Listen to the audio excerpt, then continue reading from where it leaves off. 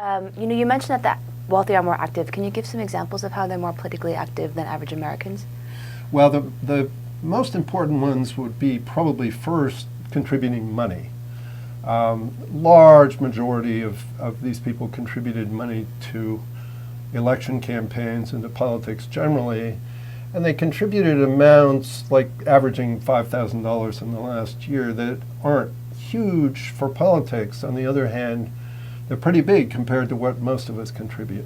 And more strikingly, they bundled other people's contributions. About a fifth of them actually solicited money from other people, and that means that they could put together $100,000, $200,000. Donors who do that get a lot of attention from Washington politicians.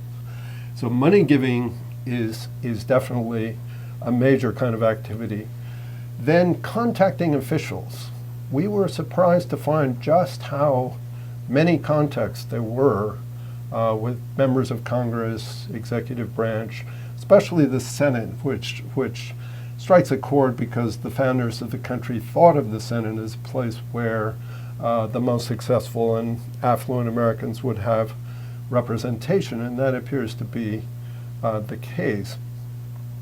We investigated a little bit what they talked about, and there again there's this ambiguity because of roughly half the contacts by their description had to do with fairly narrow economic self-interest, but a little more than half had to do with broad general matters in which they may have disagreed with average Americans, but they were at least doing their best to figure out what would be in the common good.